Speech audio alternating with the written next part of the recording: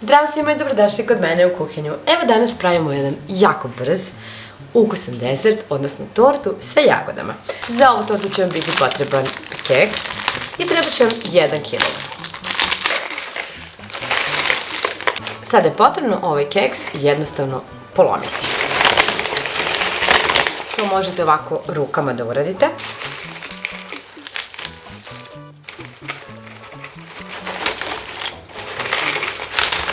Ja ću dodati 2 banane. Banane ću da iseckam. Naseckat ću ih na sitno. Prebacit ću ovaj keks u veću posudu, pošto će mi trebati prostora. Dodat ću banane. A zatim dodati i jagode. Ovdje imam 250 grama, ali možete dodati i više. Naseckat ću jagodice na sitne kockice. Nema ništa bolje nego lepe domaće jagodice. Dodat ću i jagode u keks. Dodali smo jagode, a zatim ćemo da dodamo i šećer u prahu. Dodajem oko 90 grama šećera u prahu, možda dodati i više ili manje po svom ukusu. Ranije kada bih pravila, dodavala bih običan šećer, može i on isto, i možete da kombinujete, znači dodate šećer, mešate pa probate, ali pre svega potrebno je da sipate 1 litar jogurt.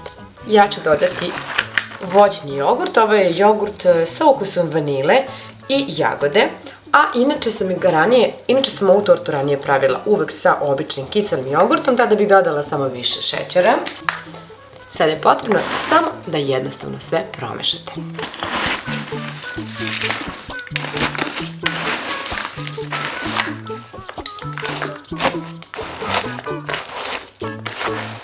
Meso možete jednostavno prebaciti na običnu plastičnu tacnu i da oblikujete kako god vi želite, zato što je ovo prosto jednostavna torta koja može da se oblikuje, a možete da je prebacite i u kalup za kolače.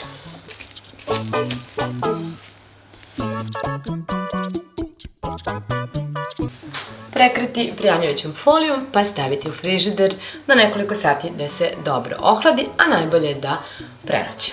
Ja ću ovog puta umutiti 500 ml slatke paprike.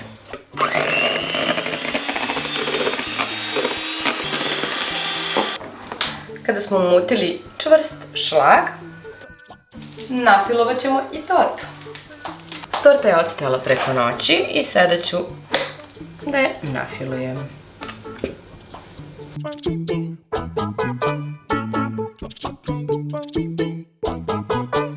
Tortu ću posuti sa malo čokoladnih mrvica.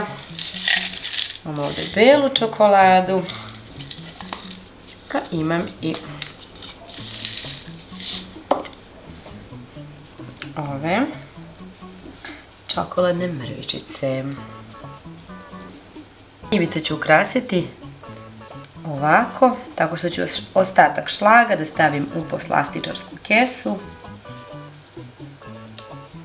I evo je naša brzinska tortica je gotova. Hajde da isečemo.